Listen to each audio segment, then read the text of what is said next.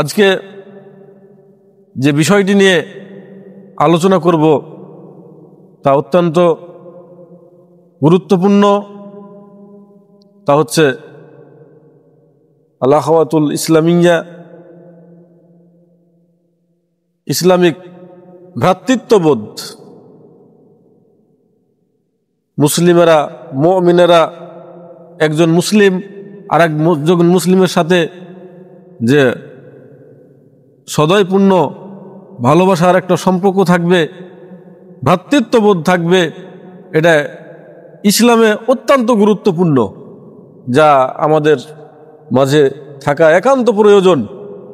সে বিষয়ে শরিয়া যা বলেছে তার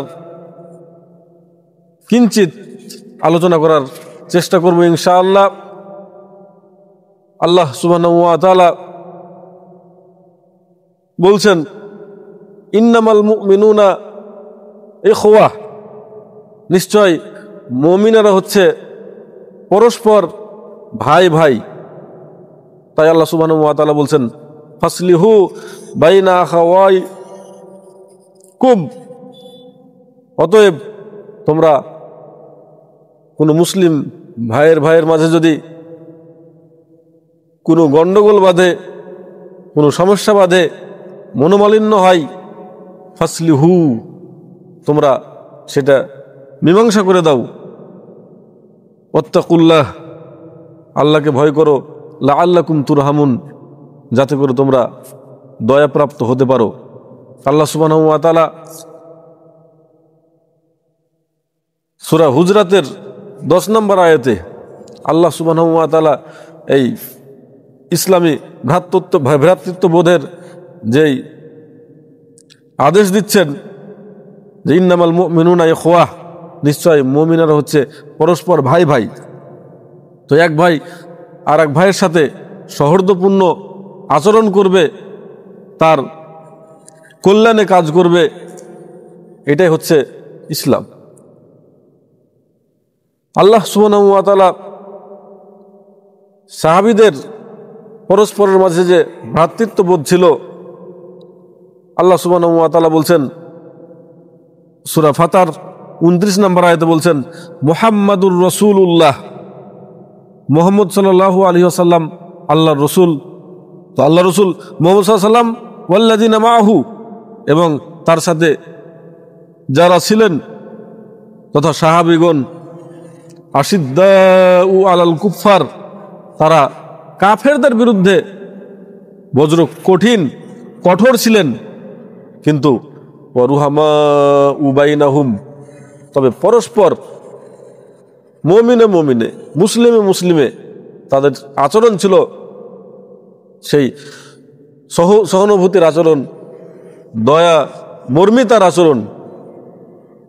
তো সাহাবীদের আদর্শে আমাদেরকে ফিরে যেতে হবে, আমাদের পরস্পরে ভ্রাতৃত্ববোধ অটুট রাখতে হবে, এবং যাতে করে আমার দ্বারা অন্য আরেকজন মুমিন মুসলিম ভাই যাতে করে কষ্ট না পাই, সেই দিকটা কিন্তু আমাদের লক্ষ্য রাখতে হবে। আল্লাহ সুবহানাহু ওয়া তাআলা বলছেন, ওয়া আতাসিমু বিহাবলিল্লাহ, তোমরা আল্লাহ সুবহানাহু ওয়া তাআলার রজ্জুকে শক্তভাবে আঁকড়ে ধরে রাখো। ওয়ালা তাফাররাকু, পরস্পরে তোমরা বিচ্ছিন্ন হইও না। এখানেও আল্লাহ সুবহানাহু ওয়া তাআলা পরস্পর বিচ্ছিন্ন হতে নিষেধ করছেন, তথা যাতে করে ভ্রাতৃত্ববোধ অটুট থাকে, এখানে সেই নির্দেশই রয়েছে। তো আমাদের যাতে করে এক মুসলিমের সাথে আর এক মুসলিমের ভ্রাতৃত্ববোধ অটুট থাকে, সেজন্য আমাদের যেহেতু এক মুসলমান আর এক মুসলমান ভাই, আল্লাহ সুবহানাহু ওয়া তাআলা বললেন, ইন্নামাল মুমিনুনা ইখওয়া, নিশ্চয় মুমিনেরা পরস্পর ভাই ভাই। এই কথাই রাসূলুল্লাহ সাল্লাল্লাহু আলাইহি ওয়াসাল্লাম বলছেন। হাদিসটি সহিহ মুসলিমে রয়েছে। রাসূল সাল্লাল্লাহু আলাইহি ওয়াসাল্লাম বলছেন, লা তাহাসাদু ওয়ালা তানাজাসু ওয়ালা তাবাগাযু ওয়ালা তাদাবারু, তোমরা পরস্পর হিংসা বিদ্বেষ এবং তার পিছনে লেগে যেও না, গোয়েন্দাগিরি করো না। ওয়ালা ইয়াবিউ বাযুকুম আলা বাইয়ে আখিহি, এবং একজনের ক্রয় বিক্রয়ের উপর আরেক ভাই যাতে করে ক্রয় বিক্রয় না করে। একজন দামদর করছে কোনো পণ্যের, সে যতক্ষণ পর্যন্ত সেখান থেকে সরে না গিয়েছে বা অনুমতি না দিয়েছে ততক্ষণ পর্যন্ত এক ভাই আরেক ভাইয়ের সেই ক্রয় বিক্রয়ের উপরে সেখানে গিয়ে সে ক্রয় বিক্রয় করতে পারবে না। তারপরে রাসূল সাল্লাল্লাহু আলাইহি ওয়াসাল্লাম বলছেন, আল মুসলিমু আখুল মুসলিম, এক মুসলমান আর এক মুসলমানের ভাই, অতএব লা ইয়াজলিমুহু, এক মুসলমান আর এক মুসলমানের প্রতি জুলুম করবে না, অত্যাচার করবে না। ওয়ালা ইয়াকজুলুহু, এক মুসলমান আর এক মুসলমানকে অপমানিত করবে না, অপমান করবে না। ওয়ালা ইয়াহকিরুহু, এক মুসলমান আর এক মুসলমানকে তুচ্ছ জ্ঞান করবে না, হেয় প্রতিপূর্ণ করবে না। তাহলে মুসলিমের ভ্রাতৃত্ব বোধে রাসূলুল্লাহ সাল্লাল্লাহু আলাইহি ওয়াসাল্লাম বলছেন এক মুসলিম আর এক মুসলিমের ভাই, তারপরে যাতে করে ভ্রাতৃত্ববোধ অটুট থাকে তাই বলছেন এক মুসলমান আর এক মুসলমানের প্রতি জুলুম করবে না, অত্যাচার করবে না, তাকে অপমানিত করবে না, তাকে হেয় তুচ্ছ জ্ঞান করবে না। কুল্লুল মুসলিম আলাল মুসলিমে হারামুন দামুহু ওয়া মালুহু ওয়া ইরজুহু, প্রত্যেক মুসলমানের উপর আর এক মুসলমানের জন্য হারাম তার রক্তক্ষরণ করা, তাকে হত্যা করা, তাকে অন্যায়ভাবে তার উপর টর্চার করা এবং অন্যায়ভাবে তার মাল ছিনিয়ে নেওয়া, আত্মসাৎ করা, তার মাল নষ্ট করা আর এক মুসলমানের জন্য হারাম। ওয়া ইরজুহু, এক মুসলিম আর এক মুসলমানের যাতে করে মান সম্মানে আঘাত না আসে, তো আর এক মুসলমানের মান সম্মানে আঘাত হানা এটাও কিন্তু হারাম। রাসূলুল্লাহ সাল্লাল্লাহু আলাইহি ওয়াসাল্লাম এ বলে যাতে করে মুসলিমদের মাঝে ভ্রাতৃত্ববোধ থাকে, ভ্রাতৃত্ববোধ অটুট থাকে, সেজন্য রাসূল সাল্লাল্লাহু আলাইহি ওয়াসাল্লাম এক মুসলিম আর এক মুসলমান ভাই বলার পরে সেইগুলো কিভাবে ভ্রাতৃত্ববোধ অটুট থাকবে সেই দিক নির্দেশনাগুলো রাসূলুল্লাহ সাল্লাল্লাহু আলাইহি ওয়াসাল্লাম দিয়েছেন। তো আমাদের এক মুসলিম আর এক মুসলিমের সাথে যাতে করে ভ্রাতৃত্ববোধ ঠিক থাকে, এজন্য আমাদের মুমিনে মুসলিমে কিভাবে থাকতে হবে, একটা দেহের মতো থাকতে হবে। রাসূলুল্লাহ সাল্লাল্লাহু আলাইহি ওয়াসাল্লাম মুমিনদের দৃষ্টান্ত দিতে গিয়ে বলেছেন, মাসালুল মুমিনিনা ফি তাওয়াদ্দিহিম ওয়া তারাহুমিহিম ওয়া তাআতুফিহিম, মুমিনদের দৃষ্টান্ত ভালোবাসাই এবং দয়াই এবং সহমর্মিতাই, একজনের সাথে আরেকজনের সহমর্মিতা, ভালোবাসা, দয়া, এর দৃষ্টান্তটা কেমন? রাসূল সাল্লাল্লাহু আলাইহি ওয়াসাল্লাম বলছেন, মাসালুল জাসাদ মিসলুল জাসাদি, একটা দেহের মতো, পুরা মুসলিম পুরা মুমিন একটা দেহের মতো। ইজা ইস্তাকা মিনহু উজবুন, যেমন ভাবে একটা দেহের একটা অঙ্গ যদি ব্যথিত হয়, তাদা আলাহুম সাইরুজ জাসাদ ফিস সাহারে ওয়াল হুম্মা, একটা দেহের যদি একটা অঙ্গ ব্যথিত হয় তাহলে সে তার অন্য যতগুলো অঙ্গ প্রত্যঙ্গ রয়েছে পুরা দেহটাকে সে কিন্তু ওই জেগে থাকার ক্ষেত্রে বা জ্বর অনুভব করার ক্ষেত্রে পুরা দেহটাকে কিন্তু সে আহ্বান করে। যেমনভাবে একটা যদি আঙ্গুলে ব্যথা হয়, এই অঙ্গটাতে ব্যথা হয়, তাহলে এই আঙ্গুলের ব্যথার কারণে সারা রাত শুধু আঙ্গুল জেগে থাকবে না, পুরা দেহটাকে যেমনভাবে জেগে থাকতে হয়। কিংবা জ্বর হলে শুধুমাত্র এই মাথা নামক এই অঙ্গতেই জ্বর থাকে না, পুরা দেহই কিন্তু এই জ্বরের যে মন্দ স্বাদ পুরা দেহকে গ্রহণ করতে হয়। সেমনিভাবে মুমিনদের দৃষ্টান্ত এরকম একটা দেহের মতো, তথা একটা মুমিন যদি কোথাও কষ্ট অনুভব করে, কোথাও যদি বিপদগ্রস্ত হয়, তাহলে পুরা মুসলিম সোসাইটিকে সেই ব্যথিত হতে হবে, তার বিপদে এগিয়ে যেতে হবে, সেটা প্রতিবাদ করতে হবে। এটা হচ্ছে মুমিনদের যাতে করে ভ্রাতৃত্ববোধ অটুট থাকে, সেজন্য রাসূলুল্লাহ সাল্লাল্লাহু আলাইহি ওয়াসাল্লাম এইভাবে মুমিনদের দৃষ্টান্ত দিয়েছেন। রাসূলুল্লাহ সাল্লাল্লাহু আলাইহি ওয়াসাল্লাম যাতে করে মুমিনদের ইসলামিক ভ্রাতৃত্ববোধ অটুট থাকে, তাই রাসূলুল্লাহ সাল্লাল্লাহু আলাইহি ওয়াসাল্লাম বলেছেন। রাসূল সাল্লাল্লাহু আলাইহি ওয়াসাল্লাম এই ইসলামিক ভ্রাতৃত্ববোধ অটুট থাকার জন্য রাসূল সাল্লাল্লাহু আলাইহি ওয়াসাল্লাম বলেছেন, সেবাবুল মুসলিমে ফুসুকুন, মুসলমানকে গালি দেওয়া এটা ফাসেকি, এটা পাপ। ওয়া কিতালুহু কুফরুন, আর মুসলিমকে হত্যা করা এটা কুফরি। যদিও এখানে এই কুফরি শব্দতে আলিফ লাম না থাকার কারণে বড় কুফরি দিকে যাওয়া নিয়ে ইখতিলাফ রয়েছে। তো রাসূল সাল্লাল্লাহু আলাইহি ওয়াসাল্লাম বলছেন যে মুসলমানকে গালি দেওয়া এটা পাপ, হত্যা করা কুফরি। তার মানে এক মুসলিম আর এক মুসলিমের সাথে যেন তাদের ভ্রাতৃত্ববোধ অটুট থাকে, এই জন্য এক মুসলিম আর এক মুসলমানকে গালিও দিতে পারবে না, তাকে হত্যা করতে পারবে না।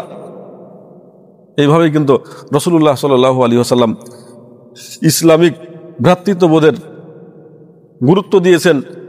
এইভাবেই কিন্তু রাসূল সাল্লাল্লাহু আলাইহি ওয়াসাল্লাম বিভিন্নভাবে যাতে করে মুসলিম সোসাইটি তারা পরস্পরে একভাবে থাকতে পারে, যাতে করে মিলেমিশে থাকতে পারে, তাদের ভ্রাতৃত্ববোধ ঠিক থাকে, এই জন্য রাসূলুল্লাহ সাল্লাল্লাহু আলাইহি ওয়াসাল্লাম এই ভ্রাতৃত্ববোধের গুরুত্ব আরোপ করেছেন। তো আমরা যদি দেখি সাহাবীদের যুগে যে রাসূলুল্লাহ সাল্লাল্লাহু আলাইহি ওয়াসাল্লাম ভ্রাতৃত্ব বন্ধনে আবদ্ধ করেছিলেন, সেগুলো বিষয় যদি আমরা দেখতে যাই অনেক লম্বা হবে। আল্লাহ সুবহানাহু ওয়া তাআলা এই সাহাবীরা যে একজন আরেকজনের উপরে অগ্রাধিকার দিতেন, নিজের উপরে অন্যকে অগ্রাধিকার দিতেন, সে বিষয়ে আল্লাহ সুবহানাহু ওয়া তাআলা সূরা হাশরের মধ্যে আল্লাহ সুবহানাহু ওয়া তাআলা বলছেন, সূরা হাশরের 9 নম্বর আয়াতে, ওয়া ইউসিরুনা আলা আনফুসিহিম ওয়া কানা ওয়ালাউ কানা বিহিম খাসাসা। আল্লাহ সুবহানাহু ওয়া তাআলা বলছেন যে ওয়া ইউসিরুনা আলা আনফুসিহিম, সাহাবীরা কেমন ছিল, বিশেষ করে আনসার সাহাবীদের ব্যাপারে সূরা হাশরের এই 9 নম্বর আয়াতটি নাজিল হয়েছে। আল্লাহ সুবহানাহু ওয়া তাআলা বলছেন, ওয়া ইউসিরুনা আলা আনফুসিহিম, তারা নিজেদের উপরে অন্যদেরকে অগ্রাধিকার দিত। ওয়ালাউ কানা বিহিম খাসাসা, নিজেদের অভাব থাকা সত্ত্বেও, নিজেরা অভাবগ্রস্ত, তারপরেও তিনারা নিজেদের উপরে অন্যকে প্রাধান্য দিতেন, অগ্রাধিকার দিতেন। কিসের শিক্ষা এটা? নবী করিম সাল্লাল্লাহু আলাইহি ওয়াসাল্লামের শিক্ষা, যাতে করে ইসলামী ভ্রাতৃত্ববোধ অটুট থাকে। তো এই আয়াতে যে তাফসির, এই আয়াতের যে শানে নুজুল, সহিহ বুখারীতে হাদিসটি এসেছে, রাসূলুল্লাহ সাল্লাল্লাহু আলাইহি ওয়াসাল্লামের কাছে একজন ব্যক্তি আসলেন, আল্লাহ রাসূলের মেহমান হয়ে। রাসূলুল্লাহ সাল্লাল্লাহু আলাইহি ওয়াসাল্লাম স্ত্রীদের কাছে খবর পাঠালেন যে একজন মেহমান এসেছে। তো রাসূল সাল্লাল্লাহু আলাইহি ওয়াসাল্লামের স্ত্রীরা বললেন যে আমাদের বাড়িতে পানি ছাড়া কিছু নাই, মেহমানদের মেহমানদারি করার জন্য একটা মাত্র মেহমান, তারপরও এই মেহমানের মেহমানদারি করার মতো আমাদের বাড়িতে কোনো কিছু নাই, শুধুমাত্র পানি আছে। তাই রাসূলুল্লাহ সাল্লাল্লাহু আলাইহি ওয়াসাল্লাম তখন বললেন, কে আছে এই মেহমানকে নিয়ে যাবে? একজন আনসার সাহাবী আবু তালহা রাদিয়াল্লাহু তাআলা আনহু, তিনি নিয়ে গেলেন, মেহমানকে সাথে নিয়ে স্ত্রীর কাছে গেলেন। স্ত্রীকে বললেন, আকরিমি জয়ফা রাসূলিল্লাহি সাল্লাল্লাহু আলাইহি ওয়াসাল্লাম, হে প্রাণ প্রিয়া স্ত্রী, তুমি এই আল্লাহ রাসূল সাল্লাল্লাহু আলাইহি ওয়াসাল্লামের মেহমানকে সম্মান করো, মেহমানের মেহমানদারি করো। তো স্ত্রী বললেন যে আমাদের বাড়িতে তো আমাদের বাচ্চাদের খাওয়ার ছাড়া আর কোনো অতিরিক্ত খাবার নাই, আমাদেরও খাবার নাই, শুধুমাত্র বাচ্চাদের খাবার আছে। তো আবু তালহা, এই সাহাবিরা, আনসারী সাহাবি কিভাবে নিজের উপর অন্যকে প্রাধান্য দিচ্ছেন। তিনি তখন স্ত্রীকে বলছেন, হাইয়ে তো আমাকে, তোমার কাছে যে পরিমাণ খাবার আছে সেই খাবার প্রস্তুত করো, অসবিহি সিরাজাকে, তোমার যে বাতি আছে বাতিটা নিভিয়ে দাও, ও নব্বিমি সিবিয়ানাকে, আর যে বাচ্চাগুলো আছে বাচ্চাগুলোর জন্য যে খাবারটুকু আছে, তারা যদি বাচ্চাগুলো যদি খাবারের জন্য কান্না করে তাহলে সেই বাচ্চাগুলোকে ঘুমিয়ে দাও। এই বলে একটা কৌশল করলো যে অল্প কিছু খাবার স্ত্রী প্রস্তুত করলো। তার কৌশলটা ছিল যে মেহমান যেহেতু মেজবান ছাড়া খাবে না, তাই শুধুমাত্র একজনেরই খাবার হবে, মেহমান কি দিই আমরাই না খেয়ে থাকি, তো সে তো আমাদের ছাড়া খাবে না। তো কি করবে, বাতি সেই চেরাগটা ঠিক করার একটা বাহানা করে গিয়ে সেটাকে আমরা যখন খেতে বসবো তখন ফুঁক দিয়ে নিভে দেবে। তাই একসাথে খেতে বসে স্ত্রী সেই প্ল্যান অনুযায়ী সেই বাতিটা ঠিক করার বাহানা করে বাতিটা নিভে দিল। নিভে দেওয়ার পরে মেহমান খাচ্ছে আর তারা একটু খাওয়ার ভান করছে, যাতে করে মেহমান বুঝে যে এই মেজবানগুলো যাদের বাড়ি আমি এসেছি তারাও খাচ্ছে। এই করে মেহমানকে খাইয়ে দিল সব। মেহমান বুঝতে পারলো না যে তারা খায় না। খাইয়ে দেওয়ার পরে তারা, বাচ্চাগুলো তো এমনি অভুক্ত অবস্থায় শুয়েছে, স্বামী স্ত্রী অভুক্ত অবস্থায় রাত্রি পার করে দিল। সকালবেলা আবু তালহা রাদিয়াল্লাহু তাআলা আনহু যখন আল্লাহ রাসূল সাল্লাল্লাহু আলাইহি ওয়াসাল্লামের কাছে গেলেন, আল্লাহ রাসূল সাল্লাল্লাহু আলাইহি ওয়াসাল্লাম বললেন, যহিকাল্লাহুল লাইলা আও আজিবা আলা ফি'লিকুমা, হে আবু তালহা, তোমাদের কাণ্ড দেখে আল্লাহ সুবহানাহু ওয়া তাআলা হেসেছেন অথবা আল্লাহ সুবহানাহু ওয়া তাআলা খুশি হয়েছেন। তোমাদের যে কৌশলে নিজেদের উপরে যে অন্যকে প্রাধান্য দিয়েছো, এতে আল্লাহ সুবহানাহু ওয়া তাআলা হেসেছেন। তাহলে দেখেন, নিজের উপরে অন্যকে প্রাধান্য দেওয়ার দ্বারা তা আল্লাহ সুবহানাহু ওয়া তাআলা খুশি হচ্ছেন। এটা কি? এটা হলো ইসলামিক ভ্রাতৃত্ববোধ, যাতে করে একজন মুসলিম আর একজন মুসলিমকে কাছে টেনে নেই, তাদের মাঝে ভালোবাসা সদাই যাতে করে অটুট থাকে। এজন্য এই প্রেক্ষিতেই কিন্তু এই আয়াতটা নাজিল হয় যে তারা নিজেরা অভাবগ্রস্ত থাকার পরেও নিজের উপরে অন্যকে প্রাধান্য দিচ্ছে। সাহাবাগণ এই নজির কিন্তু রেখে গেছেন বিভিন্নভাবে। আমরা যদি সেই যুদ্ধের ঘটনা দেখি, ইবনে কাসির রাহিমাহুল্লাহ তার বিখ্যাত ইতিহাস গ্রন্থ আল বিদায়া ওয়ান নিহায়া, ইমাম জাহাবি, শামসুদ্দিন জাহাবি সিয়ারু আলামিন নুবালা, সেখানে একটি বিশ্বস্ত সূত্রে একটি ইতিহাস লিখেছেন ইমাম নববী সহ। তেনারা সকলেই বলেছেন যে ইমানের নৈতিকতার ক্ষেত্রে এই শিক্ষাটা একটা গুরুত্বপূর্ণ অবদান রাখে। তা হচ্ছে আল্লাহ রসুলের সাহাবি ইকরামা ইবনে আবু জাহাল রাদিয়াল্লাহু আনহু, হারিস বিন হিসাম, আইয়াস বিন হিসাম, তেনারা তিনজন যুদ্ধের ময়দানে, সেটা ইয়ামামার যুদ্ধ কিংবা বদর কিংবা উহুদ যুদ্ধ ছিল, সেখানে অনেক সাহাবী আহত হয়েছেন। তারা তিনজন এক জায়গায় আছে, মরণাপন্ন অবস্থা। সেখানে অল্প কিছু পানি নিয়ে যাওয়া হলো ইকরামা রাদিয়াল্লাহু তাআলা আনহুর কাছে। পানি পান করতে যাবে, তো সেখানে দেখছে হারিস বিন হিসাম সেখানে পানির জন্য কাতরাচ্ছে। ইকরামা রাদিয়াল্লাহু তাআলা আনহু নিজে পানি পান করলেন না, যে আমার চাইতে আমার ভাইটার বেশি প্রয়োজন, অথচ মরণাপন্ন অবস্থায় থাকার পরও সেই আরেক সাহাবীর কাছে পাঠিয়ে দিল। যখন হারিস বিন হিসামের কাছে গেছে, তারপরে দেখছে যে সেখানে আইয়াস বিন হিসাম রাদিয়াল্লাহু আনহু তিনি সেখানে কাতরাচ্ছেন। এখানে হারিস বিন হিসাম তিনি তখন বললেন যে আমার ওই ভাইয়েরই বেশি প্রয়োজন, তাকে পানি দেওয়া হোক। সেখানে তার কাছে পানি নিয়ে যেতে তিনিও শাহাদাত বরণ করলেন।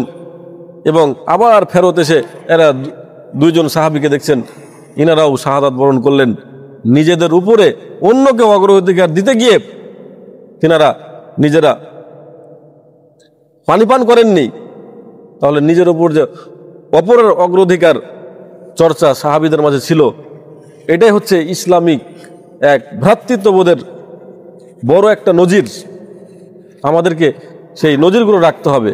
আমরা যদি লক্ষ্য করি নিজের উপরে অন্যকে প্রাধান্য সাহাবীরা কিভাবে দিয়েছেন, সহিহুল বুখারীতে একটি হাদিস বর্ণিত হয়েছে, রাসূলুল্লাহ সাল্লাল্লাহু আলাইহি ওয়াসাল্লাম এর সাহাবীরা যখন মক্কা থেকে হিজরত করে মদিনায় গেলেন, মক্কায় থেকে যারা হিজরত করে গেলেন তাদেরকে বলা হতো মুহাজির, আর যারা মদিনার অধিবাসী তাদেরকে বলা হতো আনসার। তো যেহেতু মক্কা থেকে হিজরত করে মদিনায় এসেছে, তারা তো সঙ্গে তাদের মালামাল নাই, তাই রাসূলুল্লাহ সাল্লাল্লাহু আলাইহি ওয়াসাল্লাম মুহাজিরদের সাথে আনসারদের একটা ভ্রাতৃত্ব বন্ধন, বন্ধুত্ব স্থাপন করলেন, দোস্ত বাঁধাইয়া দিলেন, যাতে করে একজন করে আনসার একজন করে মুহাজির তার বিপদ আপদে যাতে করে সে স্থানীয় যেহেতু তার সহযোগিতা করতে পারে, এজন্য রাসূলুল্লাহ সাল্লাল্লাহু আলাইহি ওয়াসাল্লাম একজন করে আনসার একজন করে মুহাজিরের সাথে ভ্রাতৃত্ব স্থাপন করলেন। তার প্রেক্ষিতে আব্দুর রহমান ইবনে আউফ রাদিয়াল্লাহু তাআলা আনহু তিনি মুহাজির, তিনার সাথে ভ্রাতৃত্ব স্থাপন করলেন মদিনার আনসার সাহাবী সাদ বিন রবি রাদিয়াল্লাহু তাআলা আনহুর সাথে। যখন ভ্রাতৃত্ব স্থাপন করলেন, এখানে কিন্তু কোনো তাদের আত্মীয়তার সম্পর্ক ছিল না। ভ্রাতৃত্ব স্থাপন করার দ্বারাতেই সাদ বিন রবি রাদিয়াল্লাহু তাআলা আনহু তিনারা যে নিজের উপর অগ্রাধিকার দিয়ে হলেও ইসলামিক ভ্রাতৃত্ব অটুট রেখেছে, তার একটা নজির। সাদ বিন রবি রাদিয়াল্লাহু তাআলা আনহু আব্দুর রহমান ইবনে আউফ রাদিয়াল্লাহু তাআলা আনহুকে বললেন যে, হে আব্দুর রহমান ইবনে আউফ, আনা আকসারুল আনসারে মালান, মদিনাতে আমি আনসারদের মধ্যে আমি কিন্তু একজন মালদার আনসারি, আমি কিন্তু ধনী, আমার অনেকগুলো মাল আছে। তুমি যদি চাও আমি তোমাকে আমার মালের অর্ধেক মাল দিয়ে দিব। আমার 2টা স্ত্রী রয়েছে, তুমি দেখো তোমার যেটা পছন্দ হয় তুমি বলো, আমি সেটাকে তালাক দেব। ইদ্যত পালন যখন হয়ে যাবে তখন তোমার সাথে বিয়ে দিয়ে দেবো। তুমি দেখো আমার কোনটা স্ত্রীকে তোমার পছন্দ হয়। দেখেন নিজের ওপরে কিভাবে অন্যকে অগ্রাধিকার দিয়েছেন, কিসের জন্য? ইসলামিক ভ্রাতৃত্বকে অটুট রাখার জন্য। তাহলে ইসলামী ভ্রাতৃত্বের যেই গুরুত্ব কতটুকু, তার আত্মীয়তার কোনো সম্পর্ক নাই, তারপরে তিনি বলছেন যে আমার অর্ধেক মাল দিয়ে দেব, আমার 2টা স্ত্রী আছে, যে কোনো একটা নাও। এ কথা বলেনি যে তোমার যেটা পছন্দ হয় তুমি সেটা নাও, আমি সেটাকে তালাক দেব, ইদ্যত পালন হলে তোমার সাথে আমি বিয়ে দিয়ে দেব। সেই আব্দুর রহমান ইবনে আউফ রাদিয়াল্লাহু তাআলা আনহু তিনারা ভ্রাতৃত্ববোধ অটুট রেখেছেন, তিনাদের মাঝে যে লোভ ছিল না, পত্র হাদিসে সেটাও ফুটে উঠে। আব্দুর রহমান ইবনে আউফ রাদিয়াল্লাহু তাআলা আনহু তখন বললেন, বারাকাল্লাহু ফি মালিকা ওয়া আহলিক, হে সাদ ইবনে রবি, আল্লাহ সুবহানাহু ওয়া তাআলা তোমার মালে এবং তোমার পরিবারে আল্লাহ বরকত দেখ। আমি তোমার অর্ধেক মালও নেব না, তোমার স্ত্রীকেও আমি নেব না। আমাকে তুমি আইনা সুকুকুম, তোমাদের বাজার কোথায়, আমাকে বাজার দেখিয়ে দাও। তো তাকে তারা বানি কাইনকা নামক বাজার দেখিয়ে দিলেন। তিনি তখন সেখানে গিয়ে কিছু পনির, কিছু ঘি এভাবে সেখানে কিনে নিয়ে আসে, আবার সকালে যাই বিক্রি করে, আবার কিছু কিনে নিয়ে আসে, ব্যবসা শুরু করলেন একটা ছোট। সেই ব্যবসা থেকে লাভজনক হওয়ার পরে কিছুদিন পরে রাসূলুল্লাহ সাল্লাল্লাহু আলাইহি ওয়াসাল্লাম সেই মুহাজির সাহাবী আব্দুর রহমান ইবনে আউফের শরীরে হলুদের চিহ্ন দেখতে পেলেন। তার মানে বিবাহের চিহ্ন, বিবাহ করেছে, এটা তার একটা আলামত। রাসূলুল্লাহ সাল্লাল্লাহু আলাইহি ওয়াসাল্লাম বললেন, মাহিয়াম ইয়া আব্দুর রহমান, কি ব্যাপার আব্দুর রহমান, কি ব্যাপার, তোমার শরীরে সেই হলুদের চিহ্ন কেন? আব্দুর রহমান ইবনে আউফ রাদিয়াল্লাহু তাআলা আনহু বললেন, তাজাওয়াজতু ইমরাতান মিনাল আনসার, আল্লাহ রাসূল, আমি এক আনসারী মহিলাকে বিবাহ করেছি। রাসূলুল্লাহ সাল্লাল্লাহু আলাইহি ওয়াসাল্লাম তাকে বললেন যে কাম সুক্তা, তুমি তাকে কি মোহর দিয়েছো? দেখেন রাসূলুল্লাহ সাল্লাল্লাহু আলাইহি ওয়াসাল্লামের প্রশ্ন দেখেন, যে তুমি যে বিবাহ করেছো তাকে কি মোহর দিয়েছো? আর আমরা আজ কি প্রশ্ন করি, কারো যদি বিবাহ হয় আমরা বলি যে তোমাকে কি দিয়েছে। কারো ছেলের বিবাহ হলে, তোমার ছেলের যে বিয়ে দিলে, তোমার বিআই গ্রুপ, তোমার ছেলের শ্বশুর কি দিয়েছে, এই বলে প্রশ্ন করি। আমাদের প্রশ্নটাই রাসূলুল্লাহ সাল্লাল্লাহু আলাইহি ওয়াসাল্লামের নীতিতে হয় না। রাসূলুল্লাহ সাল্লাল্লাহু আলাইহি ওয়াসাল্লাম তাকে বললেন, কামসুক্তা, তুমি যে বিবাহ করেছো কি দিয়েছো? একে তো মুহাজির সাহাবী, সেখানে এসে গরিব সাহাবী, তিনি তখন বলছেন যে আল্লাহ রাসূল সাল্লাল্লাহু আলাইহি ওয়াসাল্লাম, নাওয়াতাম মিন যাহাবিন, এক খেজুরের বিচি, খেজুরের আটি সমপরিমাণ স্বর্ণ দিয়েছি। দেখেন একজন মুহাজির সাহাবী কিছুই নিয়ে আসেনি, সেখানে তার লোভও ছিল না, কিছু ব্যবসা করে কিছু অর্থ উপার্জন করে তিনি বিবাহ করে স্ত্রীকে খেজুরের আটি সমপরিমাণ স্বর্ণ দিয়ে বিবাহ করলেন। এখানে যে আরেকটি বিষয়, মেয়ে পক্ষের কাছ থেকে যে আমরা যে পণ্যি যেই দিবেন, সেটার দ্বারাতেও কিন্তু ইসলামী ভ্রাতৃত্ববোধের পথে কিন্তু সেটা একটা বাধা। আমাদের পরস্পরের মাঝে যে ভ্রাতৃত্ববোধ নাই, এটা তার একটা জ্বলন্ত প্রমাণ। যে একটা মানুষ তার মেয়েকে ছোট থেকে লালন পালন করে বড় করে তার সাথে বিবাহ দিল, ইসলামে সেগুলো নিষেধ, সেই পণ নেওয়া, দিবেন নেওয়া, তারপরও এই দিবেন দাবি করে, এটার দ্বারাতে ইসলামী ভ্রাতৃত্ববোধ কিন্তু নষ্ট হয়। তাই যে কথা বলছিলাম, সাদ বিন রবি রাদিয়াল্লাহু তাআলা আনহু, তিনি নিজের উপরে অন্যকে অগ্রাধিকার দিলেন।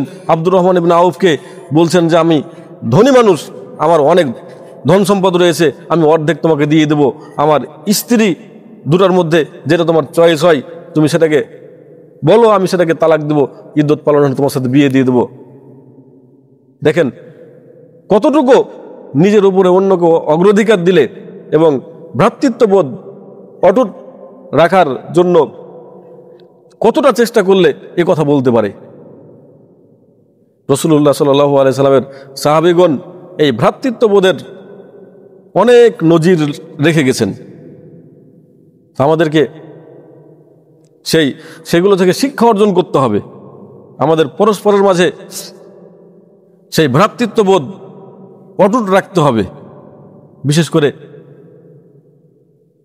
দ্বীনীভাবে, দ্বীনী ক্ষেত্রে, যাতে করে আমরা প্রত্যেকটা মুমিনে মুসলিমে যাতে করে ভ্রাতৃত্ববোধ অটুট রাখতে পারি।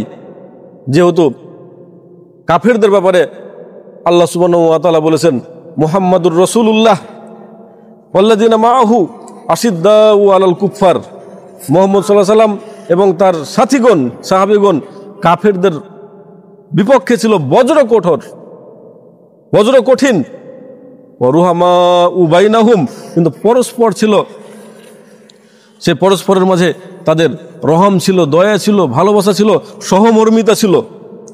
তাই আমাদের পরস্পরের মাঝে কিন্তু দয়া থাকতে হবে। সেটা আমাদের সারা পৃথিবীতে যেখানেই মুসলিম থাক না কেন, যেখানেই মুমিন থাক না কেন, তাদের ব্যথায় আমাদেরকে ব্যথিত হতে হবে। আমাদের সম্পর্কটা দিনের সম্পর্ক, দিনের ভ্রাতৃত্ব আমাদের বজায় রাখতে হবে। একটা কথা মনে রাখবেন, আত্মিক সম্পর্কের চাইতে কিন্তু দ্বীনি সম্পর্কটা আরো বেশি কঠিন, আরো বেশি শক্ত, আরো বেশি মজবুত। আত্মীয়তার রক্তের সম্পর্ক রয়েছে, এর চাইতে কিন্তু যে দ্বীনের মাধ্যমে যে সম্পর্ক করে সেটা কিন্তু আরো কিন্তু মজবুত হয়। এটা কিভাবে, আমরা যদি একটা উদাহরণ দিই তাহলে আপনারা বুঝতে পারবেন। ধরেন যে একজন আপনার মায়ের পেটের বোন, বাপের ওরসজাত নিজের বোনকে আপনি বাড়িতে ছিলেন তখন কত ভালোবেসেছেন, সে আপনাকে কত ভালোবেসেছে, ভালো এখনো বাসেন।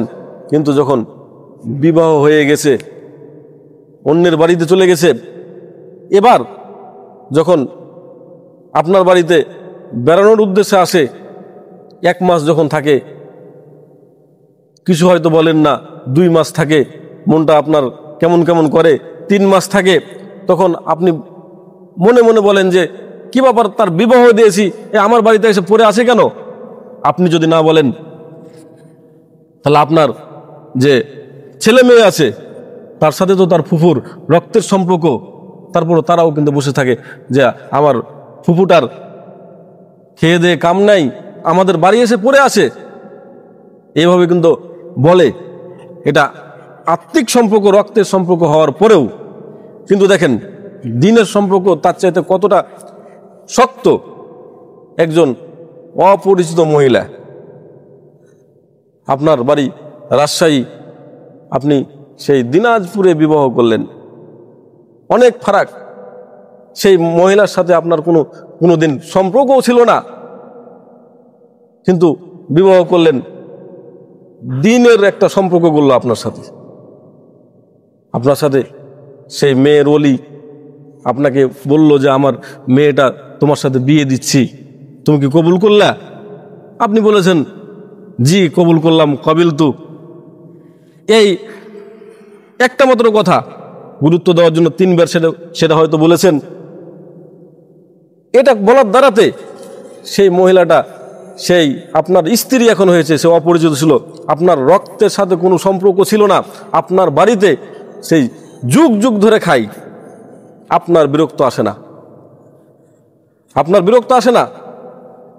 এজন্য ওই মহিলাদের ব্যাপারে বলা হয়েছে যে মেয়েদের যেখানে এসে পালকি থামে সেখান থেকে খাটিয়া উঠে। তার মানে বিবাহ করে আসার পরে হয়তো আগে ছিল পালকি, এখন যদি কোনো যানবাহনে, গাড়িতে, মাইক্রোতে করে নিয়ে আসেন, তাহলে আপনার বাড়িতে সেখানে তার মাইক্রোটা থেমেছে, সেখানে নেমেছে। যখন তার মরণ হয় আপনার বাড়ি থেকেই তার লাশটা উঠে। তার মানে যে কথা বুঝাতে চাচ্ছিলাম, আপনার সাথে অপরিচিত একটা মহিলা একটা দ্বীনের সম্পর্ক গড়ে ওঠার কারণে আপনার বাড়িতে সেই তার জীবনভর খেয়ে যাচ্ছে, আপনার বিরক্ত আসে না কেন? এটা হচ্ছে দ্বীনি সম্পর্ক রক্তের সম্পর্ক চাইতো কিন্তু বেশি মজবুত। তাই আমাদের সারা বিশ্বের যত মুসলিমা মুমিনা রয়েছে, আমাদের প্রত্যেকের সাথে কিন্তু আমাদের সেই ভ্রাতৃত্ববোধ অটুট রাখতে হবে দ্বীনিয়াতের ক্ষেত্রে। আমরা যদি এইভাবে সম্পর্ক রাখতে পারি তাহলে দেখা যাবে আমাদের মুসলিম সোসাইটি মজবুত হবে। এখন বিভিন্নভাবে আমরা ভ্রাতৃত্ববোধকে নষ্ট করে বসি। যেমন ধরেন, আমরা যদি বাংলাদেশের প্রেক্ষাপটেই বলি তাহলে দেখা যাবে যে হয়তো আমাদের হানাফি আহলে হাদিস এটার একটা দ্বন্দ্ব রয়েছে। তো হানাফিরা বলছে যে আমাদের হানাফিরা আমরা দ্বীনি ভাই। এদিকে আহলে হাদিসরা বলছে যে আমরা যারা আহলে হাদিস আছি, সহিহ আকীদা অনুযায়ী চলি, সালাফি মানহাজের অনুসারী আমরা দ্বীনি ভাই। এখানে হানাফি মুসলিমদেরকে তারা ছেড়ে দিল, ওদিকে হানাফিরা এই আহলে হাদিস মুসলিমদেরকে ছেড়ে দিল। ভ্রাতৃত্ব বন্ধনটা কিভাবে নষ্ট হচ্ছে দেখেন। শুধু তাই নয়, এবার হানাফিরা যারা আছে এরা আবার তাও একমত না, ভ্রাতৃত্ব বন্ধন তাদের মাঝেও থাকে না। তারা তখন বলছে যে আমরা দেওবন্দিরা দিনী ভাই, বেরলবিরা আমাদের আমাদের মতের বিপক্ষে, তারা আমাদের দিনী ভাই নয়।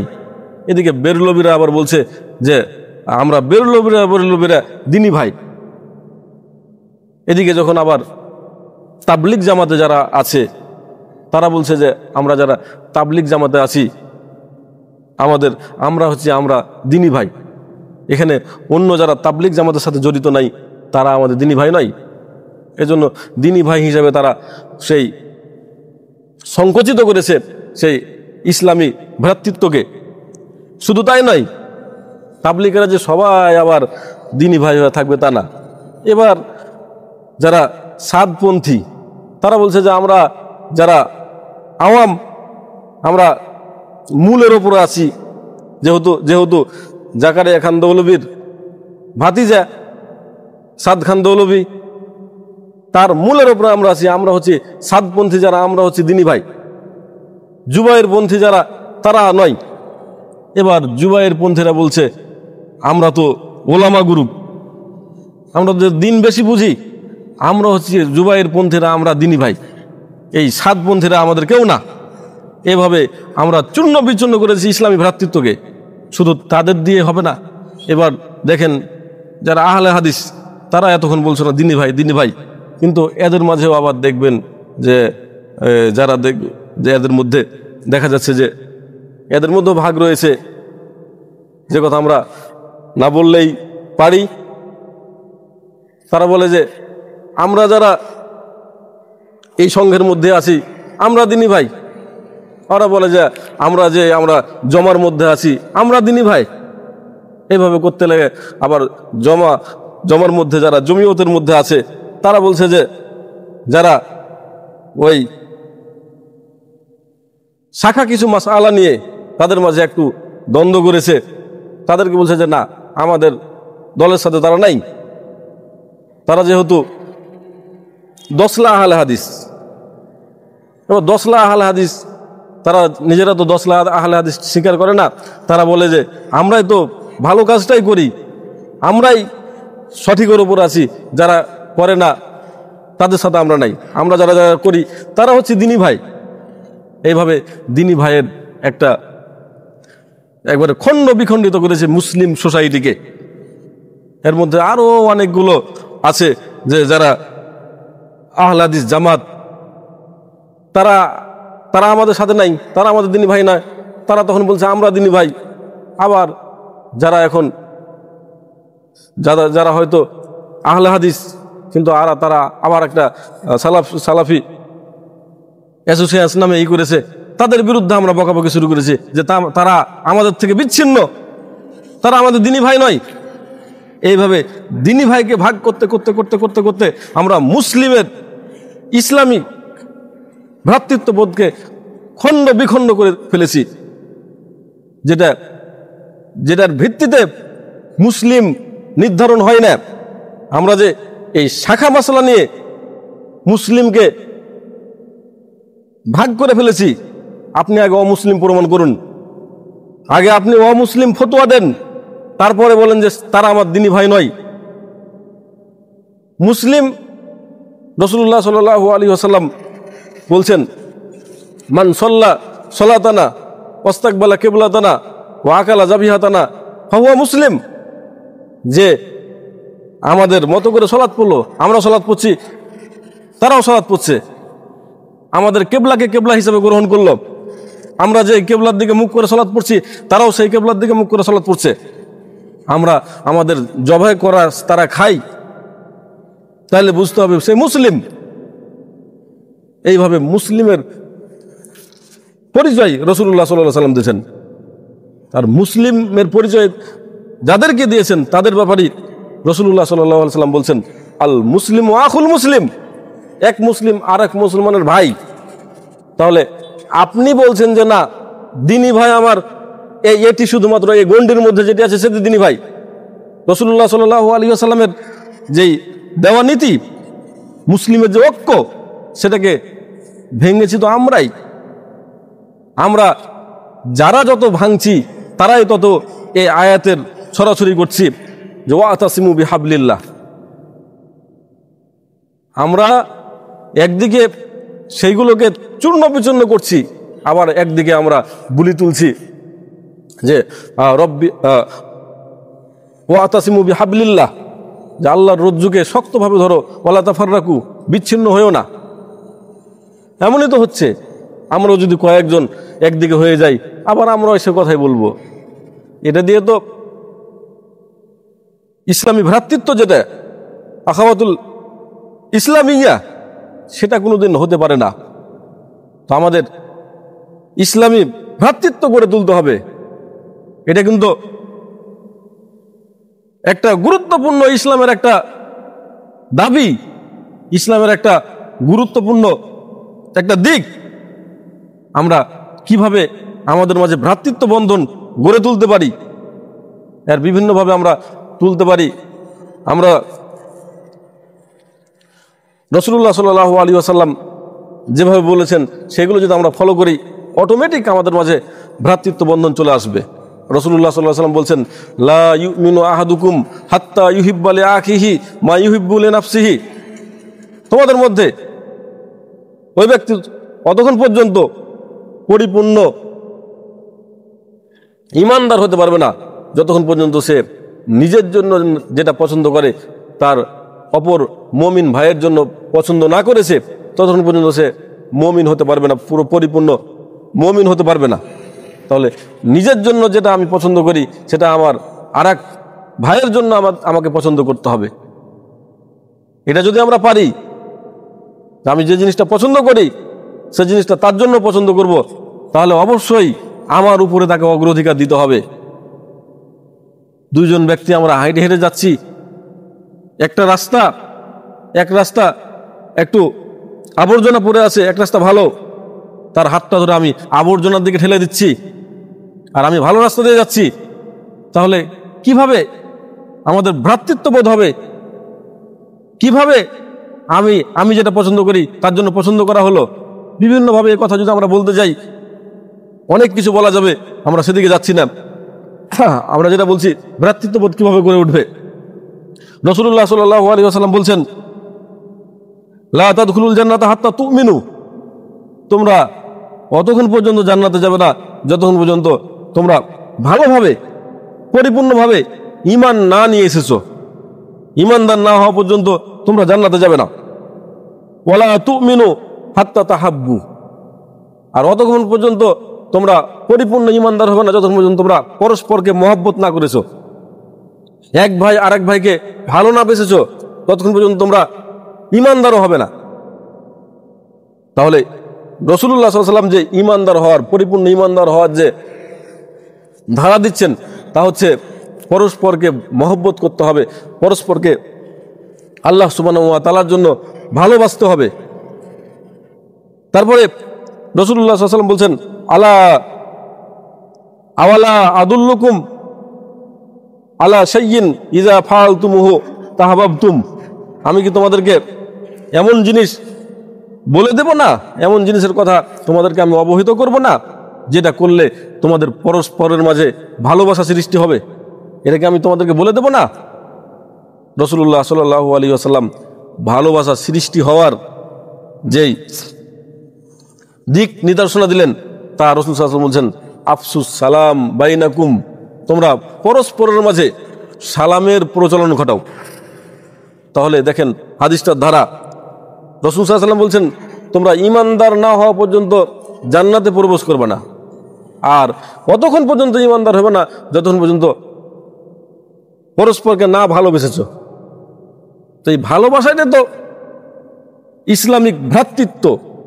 পরস্পরকে যতক্ষণ পর্যন্ত না ভালোবেসেছো ততক্ষণ পর্যন্ত ঈমানদারও হবে না। আর ভালো যে বাসা, একে অপরের সাথে ভালোবাসা সৃষ্টি হবে, তার ব্যাপারে রাসূল সাল্লাল্লাহু আলাইহি ওয়াসাল্লাম বলছেন যে আফসুস সালাম বাইনাকুম। তোমরা পরস্পরের মাঝে সালামের প্রচলন ঘটাও। এটা তো বাস্তবেই যে একজন যদি দেখা যায় মনোমালিন্য হয়েছে বা সে একজন অপরিচিত মানুষ, তার সাথে যখন সালামের আদান প্রদান করব, তার সাথে একটা ভালোবাসা গড়ে উঠবে, যেটা হবে দ্বীনি ভালোবাসা। এটাই হলো আপনার পবিত্র ভালোবাসা, পবিত্র প্রেম। এই পবিত্র ভালোবাসা ছিল এটা। কিন্তু শব্দটাকে আমাদের মাঝে না রেখে এই শব্দটাকে যারা বেহায়া নোংরা তারাই নিয়ে বসেছে। কিসের কারণে? এটা আমাদের কারণে। আমাদের ইসলামিক ভ্রাতৃত্ব নাই, আছে স্বার্থের ভালোবাসা আছে, একজনের সাথে আরেকজনের সাথে আমার মহব্বত আছে, স্বার্থ আছে, তাই ভালোবাসি। তাই তো দেখা যায় নিজের আত্মীয় স্বজন যে প্রতিবেশী সেইগুলোকে বাদ দিয়ে দেখা যায় দূর দূরান্ত থেকে গেস্ট আপনার বাড়িতে এসে ভিআইপি ভাবে খাওয়া দাওয়া করছে, কিন্তু সেই বাড়ির প্রতিবেশী আত্মীয় স্বজন তারা পাচ্ছে না। রাসূলুল্লাহ সাল্লাল্লাহু আলাইহি ওয়াসাল্লাম বলছেন ওলিমার খাবারের ব্যাপারে যে সাররুত তোয়ামে তোয়ামুল ওয়ালিমা, সবচেয়ে নিকৃষ্ট ওলিমার খাবার সেই খাবার যেই ওলিমাতে ধনীদেরকে দাওয়াত করা হলো আর গরিবদেরকে ছেড়ে দেওয়া হলো। আপনার আত্মীয় স্বজন, আপনার পাড়া প্রতিবেশী গরিব হওয়ার কারণে হয়তো আপনার মনের আশা ছিল যে তাদেরকে যদি আমি দাওয়াত করি হয়তো আমাকে ভালো গিফট দেবে না, বা তাদেরকে দাওয়াত দিয়ে কী করব, তার থেকে তো আমরা কোনো সাপোর্ট পাবো না। এই জন্য আপনি ধনীগুলোকে বেছে বেছে দাওয়াত দিয়েছেন। আপনার খাবারকে রাসূল সাল্লাল্লাহু আলাইহি ওয়াসাল্লাম সবচাইতে নোংরা খাবার বলেছেন। এইভাবে ভ্রাতৃত্ব স্থাপন হয় না। আপনি নিজের আত্মীয় স্বজন পাড়া প্রতিবেশী এই গরিবগুলোকে ছেড়ে দেবেন আর ধনীগুলোকে দাওয়াত দেবেন, এইভাবে এটা হলো আপনার স্বার্থের বন্ধন। ধনীদের সাথে আপনি ভ্রাতৃত্ববোধ রেখেছেন, এটা স্বার্থের জন্য। এই স্বার্থ বর্জন করে নিঃস্বার্থভাবে আল্লাহ সুবহানাহু ওয়া তাআলার জন্য একজনকে আরেকজন ভালোবাসতে হবে। রাসূলুল্লাহ সাল্লাল্লাহু আলাইহি ওয়াসাল্লাম বলছেন মান আহাব্বা লিল্লাহ, যে ব্যক্তি আল্লাহ সুবহানাহু ওয়া তাআলার জন্যই কাউকে ভালোবাসলো, ওয়া আবগাদা লিল্লাহ, আল্লাহ সুবহানাহু ওয়া তাআলাকে সন্তুষ্ট করার জন্যই কারোর সাথে শত্রুতা পোষণ করলো, ওয়া আতা লিল্লাহ, কাউকে কিছু দিল, এটাও আল্লাহ সুবহানাহু ওয়া তাআলাকে সন্তুষ্ট করার জন্য, ওয়া মানা লিল্লাহ, কাউকে কিছু দেওয়া থেকে বিরত থাকলো, এটাও আল্লাহ সুবহানাহু ওয়া তাআলাকে সন্তুষ্ট করার উদ্দেশ্যে, তাহলে ফাকাদ ইস্তাকমালাল ঈমান, সেই ঈমানের পরিপূর্ণ স্বাদ গ্রহণ করবে। আল্লাহ সুবহানাহু ওয়া তাআলার জন্য নিছক ভালোবাসা হতে হবে আমাদের মুসলিম সমাজের মাঝে। তাহলেই আমাদের যে আখাওয়াতুল ইসলামিয়া, ইসলামিক যে ভ্রাতৃত্ববোধ, সেটা কিন্তু আমাদের মাঝে স্থাপন হবে। আর সেটা যদি স্থাপন হয় তাহলে আমাদের ঈমান মজবুত হবে, আর ঈমান মজবুত হলে আমাদের জান্নাতে যাওয়া সহজ হবে। অতএব জান্নাতে যেতে হলে অবশ্যই আমাদের ইসলামিক ভ্রাতৃত্ব ঠিক রাখতে হবে। আল্লাহ সুবহানাহু ওয়া তাআলা আমাদের, যেহেতু রাত অনেক হয়ে যাচ্ছে, আলোচনা আরও দীর্ঘায়িত করা দরকার ছিল, কিন্তু যেটুকুই হলো সেটুকুর প্রতি আমরা আমল করব। এখানে যেই শিক্ষাগুলো আমরা পেলাম, সাহাবীদের যে আদর্শ ছিল, তিনারা পরস্পরদের প্রতি দয়াশীল ছিলেন। আমাদের পরস্পরের প্রতি দয়াশীল হতে হবে। আর এক ভাইয়ের বিপদে আমাদের এগিয়ে যেতে হবে, বিপদ দূর করতে হবে। এটা শুধু তারই যে উপকার হবে তা না। রাসূলুল্লাহ সাল্লাল্লাহু আলাইহি ওয়াসাল্লাম বলছেন মান নাফাসা মুমিনান বিকুরবাতিন মিন কুরাবিদ দুনিয়া, কেউ যদি কোনো মুমিন ব্যক্তির যদি দুনিয়ার কোনো বিপদকে দূর করে, বিপদ থেকে তাকে উদ্ধার করে, বিপদে যদি সহযোগিতা করে, তাহলে আল্লাহ সুবহানাহু ওয়া তাআলা কিয়ামতের যে বিপদ, পরকালের যে বিপদ, সেই বিপদ থেকে তাকে উদ্ধার করবেন। তাই আমরা যে শিক্ষাগুলো পাচ্ছি তা হচ্ছে আমাদের প্রত্যেক মুমিনকেই আমরা ভাইয়ে ভাইয়ে আমরা বসবাস করব। কারো মাঝে যদি আমরা দেখি যে কোনো মনোমালিন্য ঘটেছে, সেখানে গিয়ে আমরা আরো উস্কে দেব না, যেটাকে নামিমা বলা হয়, চুগলখড়ি বলা হয়। এই চুগলখড়ি আমরা করব না, আমরা আরো মীমাংসা করব। আর আমরা নিজের উপরে অন্যকে অগ্রাধিকার দেব। এটা যদি করতে পারি তাহলে কিন্তু ভ্রাতৃত্ববোধ অটুট হবে এবং আমার আপনার পরকাল কিন্তু ঠিক হবে। আর সারা বিশ্বের যত মুমিন আছে প্রত্যেকটাকে একটা অঙ্গের মতো ধরব। সেখানে যে যেখানে বিপদে থাকবে আমরা তাদের দুঃখে আমরাও দুঃখী হব। তাহলেই কিন্তু ভ্রাতৃত্ববোধ গড়ে উঠবে এবং এটার দ্বারাতে যে ইসলামিক ভ্রাতৃত্ববোধ সেটা অটুট থাকবে। আল্লাহ সুবহানাহু ওয়া তাআলার কাছে সেই দোয়া করি, আল্লাহ সুবহানাহু ওয়া তাআলা আমাদের মুসলিমদেরকে যাতে করে সকল মুসলিমকে ঐক্যবদ্ধ হয়ে সেই বিরোধী শক্তির কাছে আমরা যেন পরাজিত না হই, আমরা যেন জয়ী হয়ে টিকে থাকতে পারি। আল্লাহ সুবহানাহু ওয়া তাআলা আমাদেরকে যাতে করে সেই তৌফিক দান করুক। আমরা এই বিষয়টাতে আরেকটি বিষয় আমাদের না বললি নয়, আমাদের যখন দেখা যায় কোনো বহির্বিশ্বে কাফেরেরা দেখা যাচ্ছে আমাদের অনুভূতিতে আঘাত করে, আমাদের মহাগ্রন্থ আল কোরআন কারীমকে অবমাননা করে, রসুলকে কটূক্তি করে, তখন আমরা এখান থেকে মনে করি যে তাকে যদি পেতাম তাহলে আমি এই করতাম, এই করতাম, বাংলাদেশে যদি হতো তাহলে এই করতাম, কত রকম করি। আজ বাংলাদেশের বুকে দুঃখের বিষয়, সেই হিন্দু মানুষটা সে আমাদের কোরআনকে অবমাননা করেছে। এখানে আমাদের প্রত্যেকের হৃদয়ে রক্তক্ষরণ হতে হবে এবং প্রত্যেকের স্থান থেকে এই প্রতিবাদ গড়ে তুলতে হবে। আমাদের ইসলামী যদি মুসলিমদের ঐক্য থাকতো, এই ভাগ ভাগ আমরা যদি নিজেদেরকে না মনে করতাম, প্রত্যেকে ভাই ভাই মনে করতাম, কোনো নাস্তিক, কোনো মুরতাদ, কোনো বেধর্মী আমাদের ধর্মে আঘাত হানতে পারতো না। এখান থেকে আমাদেরকে শিক্ষা নিতে হবে যে আমাদের ইসলামিক ভ্রাতৃত্বের কত গুরুত্ব। আল্লাহ সুবহানাহু ওয়া তাআলা আমাদের ইসলামিক ভ্রাতৃত্বকে অটুট রাখার তৌফিক দান করুন। এখান থেকে আমি আমার বক্তব্য শেষ করছি। ওয়া মা আলাইনা ইল্লাল বালাগ।